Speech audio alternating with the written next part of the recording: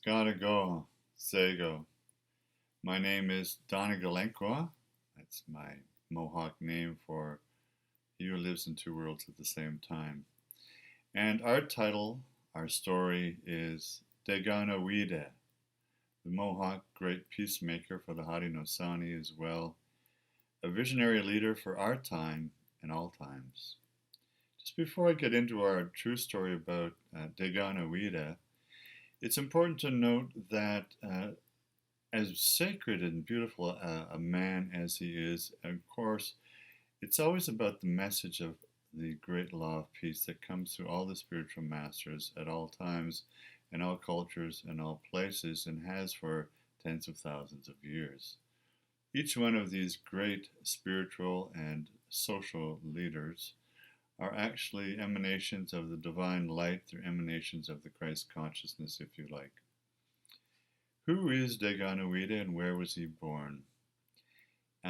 He was said to have been born in the time, some believe, August 31st of 1142 AD, although we're not particularly sure, and he could have been born in another time in the 13th century or the 14th century AD. It's certain that he did live, and that he did live before the coming of the white people to Turtle Island, which is North America. He is born a Wendat or a Huron, and I actually, through my own spiritual guidance and as all my research on doing my PhD in anthropology at the University of Toronto on this topic, an ethnography, ethnohistory of our Mohawk people, I've determined that he was born in a place in the Horseshoe Valley in central Ontario. He was born to a mother. She is said to have been a virgin, so like Jesus, it's a virgin birth in our story, our storyline. And he's said to be very much the person of Jesus in our own native way. And this is well before the white people came to Turtle Island. He was living in a family with many brothers and sisters, some older than himself, some younger than himself. And I will be writing a book on this part of the story of Deganawideh, the Peacemaker. When he was a teenager, he built a white stone canoe. Now, many of the people around in his Wendat or Huron village, and of course many of you listening would think, well, how can a stone canoe float? Well, the fact is, it did float. He took it down through some rivers to the northern shore of Lake Ontario, to what's known as the Neutral Nation. Neutral in two terms. The Neutral people were an Indigenous people, an Aboriginal people, and Aboriginal, by the way, means from the Latin, of course, it's a white name given to our First Nations, from the origin or from the source. So if you're Aboriginal, you come from the source. And he met a woman there, a young woman, Higonsase. Sometimes we say it in both ways. And this woman was told the law of peace, the great law of peace, the Kayenerehkowa, by Deganawideh. And he made her, once she opened her heart and found the peace within herself, and she realized that she had a vision, in fact, for all the people to come, not only her own neutral people, but all the Haudenosaunee, or now sometimes called the Iroquois, that all people to come could have the great law of peace in their heart. And so he made her the great mother of all. He made her the great clan mother and originated the clans that brought the peace and the power through the matrilineal line, whereby the mothers, the clan mothers, choose the male leaders. And that's the subject of another beautiful story of our people. Higonsase was then very much in prayerful, beautiful attitude about the journey of Deganawideh. He took his stone canoe from the northern shores of Lake Ontario and paddled it across to the southern shores, where the warring tribal 5 nations were very much in in hatred and greed and jealousy and always raiding each other and killing and murdering. And it was his vision when he came into this world to create peace for all peoples, particularly the five Haudenosaunee peoples. He first met Ianwata, sometimes called Hiawatha, who is a Mohawk, a great orator, and he told him the story of the great law of peace, power, righteousness, truth, and justice. And Hiawatha became the first one to believe in his heart the truth that all men and women need to be at peace with themselves and all others, not just the other two walking legates, but all our relations, Mitakuyo Yasin. Then on his own, Deganawideh journeyed to the people of the Eastern Gate, the Mohawk, and told them the story of the great law of peace and how to bring peace to their heart, to their families, to their village, and to all the other related tribes nearby. They didn't believe him, and so what he did is he climbed a tree and sat in the perch in the top of the tree, and he asked the Mohawk warriors to cut the tree down, and so they did. The tree fell into Kayenerehkowa Falls, which is a place in New York State, just south of Lake Ontario on the eastern side. And they thought for sure as the tree fell and he fell into the water and the great churling and rumbling stream and the rocks below and over the waterfalls, that was the end of him. But in the morning, dried out and sitting around a fire, they found the Peacemaker Deganawideh sitting there. And he had told them that he would do this. And as a result of that, the Mohawk Nation became the first people, the first nation, to join the Kayenerehkowa, we call it, the Great Law of Peace. After that, he journeyed back to the Onondaga peoples, just to the west of the Mohawk Nation, still south of Lake Ontario. And there he saw once again Ianwata. And Ianwata was in great distress and sobbing terribly under an elm tree. For Tarudaho, who was a very evil man, also an Onondaga, had killed the three daughters of Ianwata or Hiawatha. And he was inconsolable. And Deganawideh, through the wampum belt, which is a treaty belt, and it's actually, you can see it, it's part of the Haudenosaunee flag now, of the five tribes, the six tribes with the white tree of peace in the middle. He condoled him. This is our condoling ceremony where we wipe away all the tears and we open the heart and up to the spirit world to be consoled. And it's a prayerful ceremony that can take many days, often 10 days, in which compassion and kindness and respect and listening and singing and treating the sorrowful person is the heart of the matter. Ianwata was consoled through the wampum ceremony and then joined with Deganawideh to go to the other tribes, the Oneida, Cayuga, Seneca, and Tuscarora. These six tribes still do exist today, except there are only 2 Tuscarora people left. After that, one after others of all the tribes, they did learn and abode by the great law of peace, the Kayenerehkowa, and Deganawideh then set up a council of 49 chiefs, and it became the spiritual Longhouse. The Longhouses had already physically been lived in before. You can see a lot of that in our archaeological records. But this became a symbolic, spiritual, social, political, organizational Longhouse in which it became our particular spiritual truth, the Haudenosaunee people. In this place of truth and peace, there were 49 chiefs. Tarudaho became the firekeeper.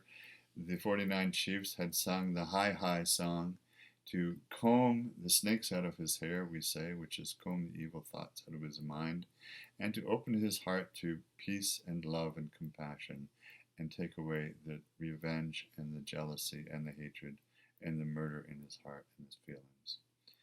After Tadodaho became a member, a heartfelt, personal, and collective member of the Longhouse, he was made the firekeeper.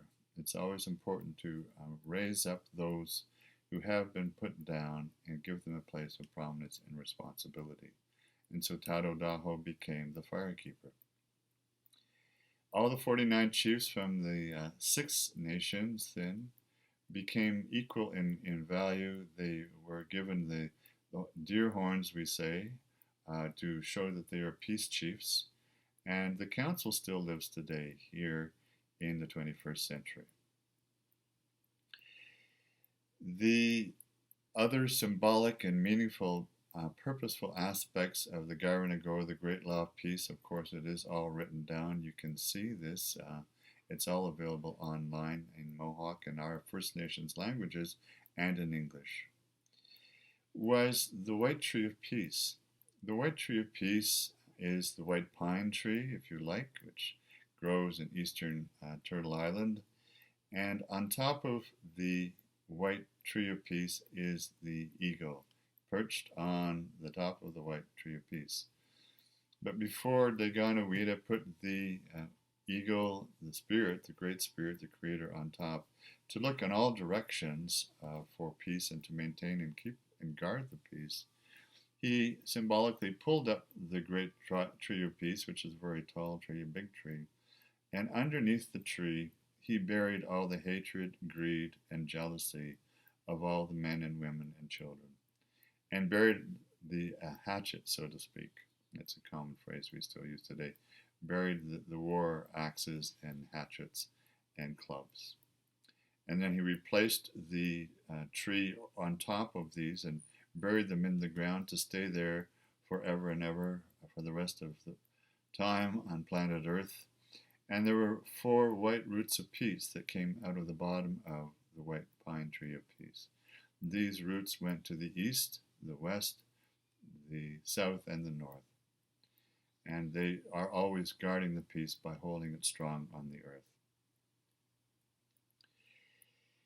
At this time as well, the Peacemaker, Deganawideh, and he had a vision when he was a boy, but he told the people as an adult what his vision was for the future, that the consensus must always be kept in the spiritual longhouse and between the peoples and the nations, and always guard the peace and be as one heart, one mind, one drum, one circle, one sisterhood, one brotherhood, and one people. And that there would be other peoples coming to Turtle Island. First, there would be what he called in his symbolic visitation dream, the White Serpent. Of course, these were the white people who came in 1492 and subsequently. And that they would deceive the First Nations, Indigenous, Aboriginals, and eventually, after a long time, after many centuries, would actually come to be interested in the ways of our Indigenous ancestors and peoples now. Then at one point, a red serpent would come, and the red serpent would make war on the white serpent. And the white serpent and red serpent would be at battle, but eventually there would be some kind of resolution. And then a further time down in the timeline of history, a black serpent would come. This black serpent would make war on the white and the red serpents. And there would be a young boy, a young man, a First Nations Indigenous man, who would be one of a visionary leader at the time when the black serpent was going to attack. And there would be some kind of light coming down from above, which in a way is the super consciousness, the higher consciousness, if you like, the Deganawideh consciousness, the Christ consciousness, the Buddha consciousness, the higher peace consciousness that we're all yearning for and opening to now on the planet, among the one sisterhood, one brotherhood. And there would be a turning of consciousness, a turning of the tide, a turning of the tide of hatred, greed, evil, selfishness, and jealousy, where people would realize as a unity that all peoples need to come together so we can survive on this planet, our Mother Earth, for not just 7 generations, as we are fond of saying in the First Nations ways, but 77 generations, and indeed 777 generations. So this time is yet to come. What the Deganawideh Peacemaker wanted to share with us all is that it's everyone's responsibility to protect the peace. First, you need to protect the peace in your own heart, in your own mind, in your own spirit, in your own being and body, by coming together as one within yourself, in your heart, to always be in a place of love, compassion, kindness, respect, humility, unity, freedom, truth, justice, and love most of all. And then have this experience on a daily basis with all in your world. And this is the motivation behind in which I'm sharing this great story and inspiration of Deganawideh, our peacemaker, the peacemaker for all of us, in all times. And I'm sure that you'll be appreciative of the fact that the peacemaker can live in your heart and the teachings are one. And just here as an end note, it is known by ourselves as anthropologists and archaeologists that the spirit of the peacemaker has been incorporated and born into every one of the First Nations in Turtle Island, and also that's North America, of course, and Central and South America. We have archaeological records, cosmologies, stories, and historical records of stories of the peacemaker being born into many, if not most, of the First Nations in the three Americas. Again, the great spiritual ones come back time and time again. The message is always the same. It's the perennial philosophy, the perennial message of peace. True power is in love and courage and strength, honesty, humility, vulnerability, and openness. And righteousness is the way of all hearts. That's their story for today about Deganawideh, the peacemaker. This is Dr. Joseph Martin, Donna Galenqua, wishing you all love and blessings and peace in your heart, and peace in your family, your life, and your community, and peace in your future.